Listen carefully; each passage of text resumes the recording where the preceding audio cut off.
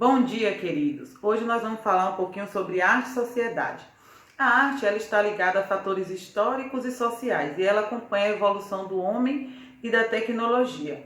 A gente viu através dos movimentos artísticos que, através da arte, pensamentos são apreciados, emoções são apreciadas através de quê? Através das produções artísticas. E esses pensamentos e essas produções, elas estão ligadas a novas oportunidades de apreciar a cultura e a etnias de povos diferentes através dos movimentos. Bom, nós também vimos que a humanidade ela está marcada pelos desafios políticos, econômicos e sociais. E esses desafios, eles acabam sendo inseridos na arte de diferentes maneiras, trazendo uma configuração da nova realidade a qual nós estamos inseridos, como, por exemplo, o uso de tecnologias, de novas mídias e novos métodos e materiais diferentes. Esses materiais e esses métodos são utilizados pelos artistas com o objetivo de transpor na arte os seus ideais, os seus sentimentos e os seus pensamentos. Então, assim, a arte ela nos dá oportunidade de refletir, de dialogar. Por quê? Porque o observador, ele interage com a obra de arte, ele interage com o pensamento crítico do artista. Então, ela nos dá uma visão ampla daquilo que ele quer transmitir de acordo com a realidade a qual ela está inserida naquele momento da sociedade, naquele momento em que a sociedade está vivendo.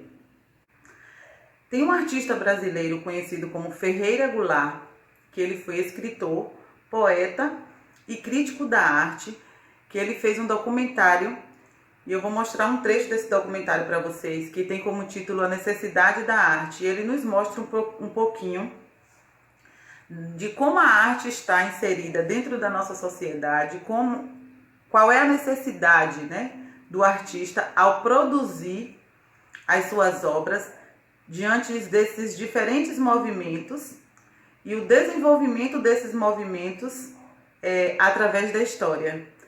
Vem comigo que eu vou mostrar um pouquinho desse documentário para vocês.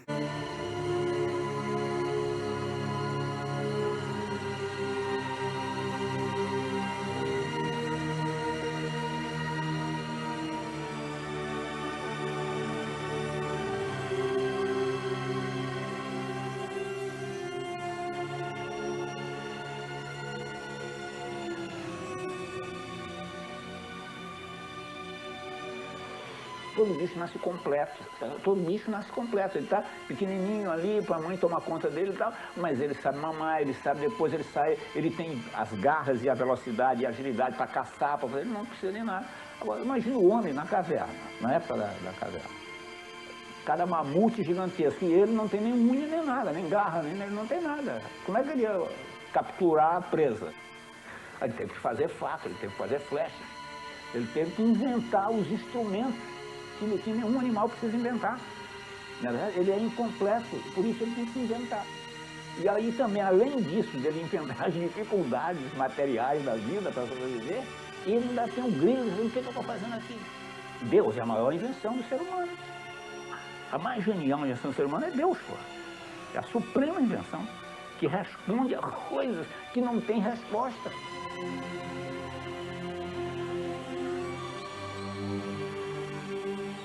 Por que Miguel Ângelo, na Capela dos Médici, em Florença, deixou o rosto da estátua um dia inacabado?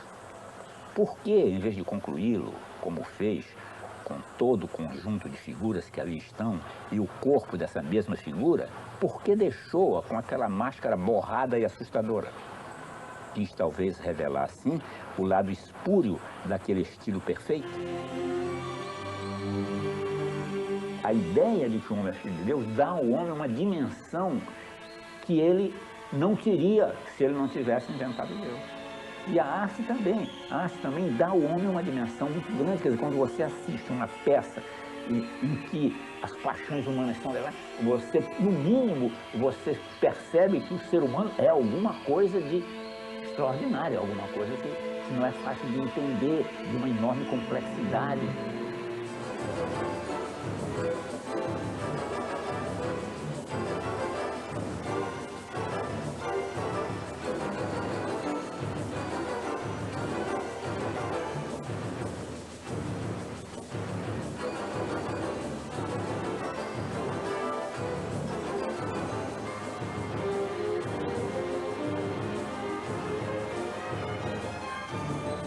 Michelangelo, por perceber e revelar o processo subjacente à elaboração da obra de arte, por perceber e revelar a expressividade do não artístico, adiantou-se à sua época, tornou-se nosso contemporâneo.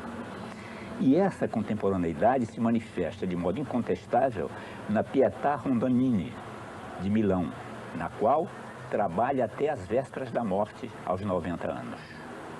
Dada como inacabada, e possivelmente estava, é inegável que, pelo desenho das figuras, Maria e Jesus, as proporções anatômicas e o tratamento dos planos, ombro, tórax, cabeça, pernas, esta obra já quase nada tem do estilo triunfante e clássico das obras anteriores. Nela, a exterioridade da bela forma dá lugar à revelação da precariedade do ser humano e um novo sentido de beleza se anuncia. A ESSO publicava uma revista mensal, né? Então, na capa da revista ESSO, havia um quadro que tinha recebido o prêmio do Salão Nacional de Arte Moderna. E o autor desse quadro era Iberê Camargo, de que eu nunca tinha ouvido falar. Então, aquele quadro, que era uma paisagem da glória ali, mas era um quadro moderno. E o que me chamou a atenção, pela espessura da tinta, pela liberdade das pinceladas, eu fiquei fascinado com aquele quadro e eu voltava na biblioteca pública para ver o quadro, para ver a revista lá, né?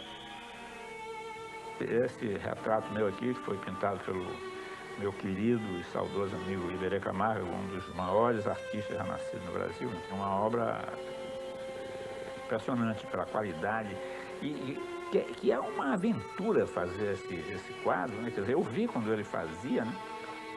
Quantos retratos estão aí por baixo desse, quantas vezes a minha cara foi feita e desfeita, e vai pintando em cima do pintado, e o que resulta é uma coisa pintada sobre a pintura, não é sobre a tela. A tela é um suporte lá atrás, está lá atrás, há alguns anos de distância. Por isso que eu acho que a pintura jamais acabará, porque ela não é simplesmente uma forma de representar o mundo, ela é uma experiência espiritual, criativa, da criação, da fantasia humana. Isso não quer dizer que é superior, não quer dizer nada, não quer dizer que é dom divino, não. Os homens são iguais em direitos, mas não são iguais em qualidades. Isso que tem que saber.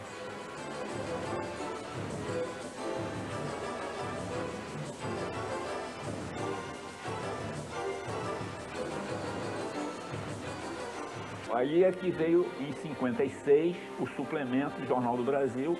Foi nesse suplemento que eu publiquei, depois que começou o movimento neoconcreto, em 59, eu publiquei uma série de artigos que depois, reunidos num livro, tomou o nome de Etapas da Arte Contemporânea, do cubismo à arte neoconcreta.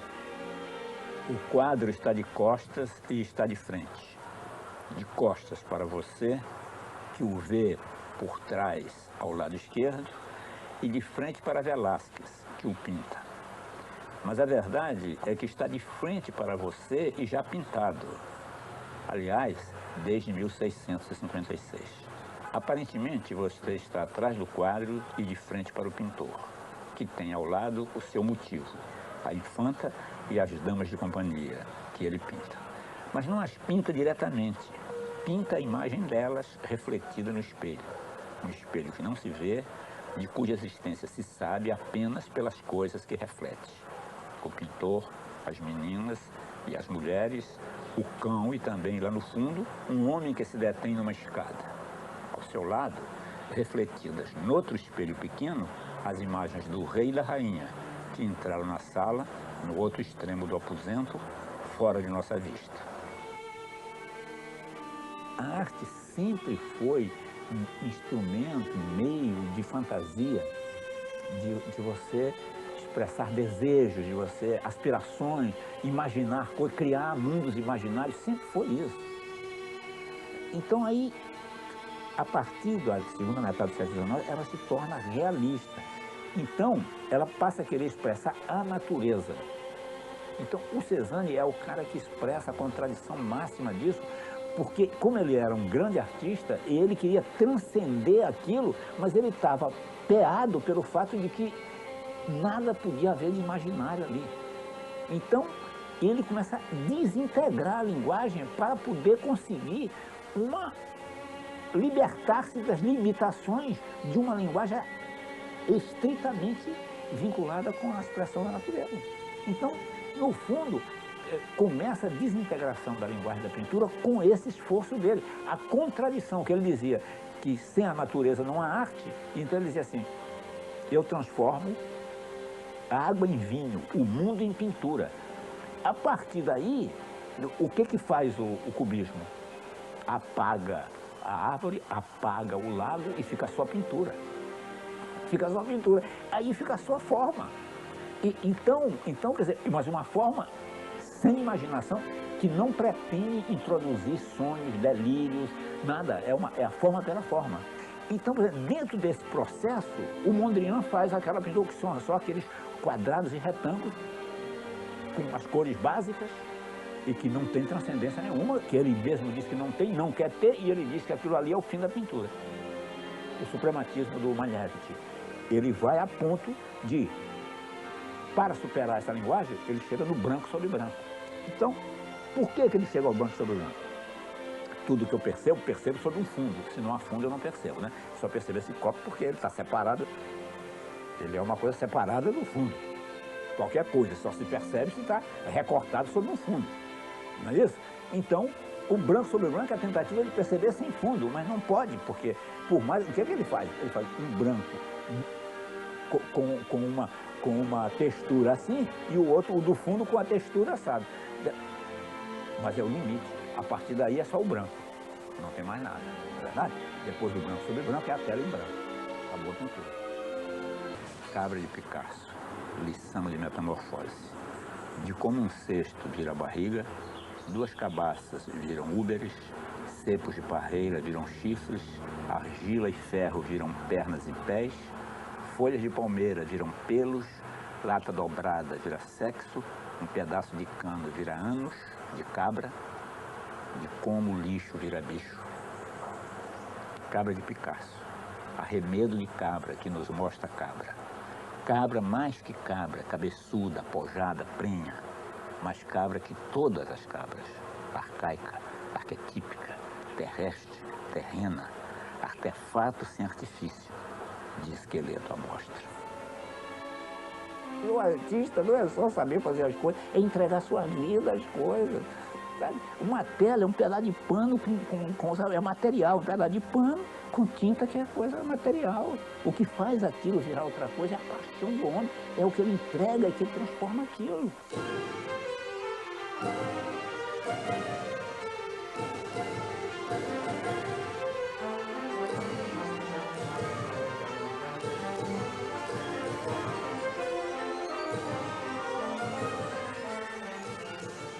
Ver é delírio.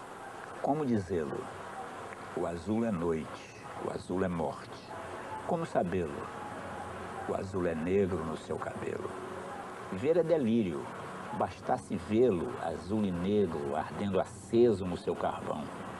Ver pode ser uma alucinação. Ver pode ser uma alucinação.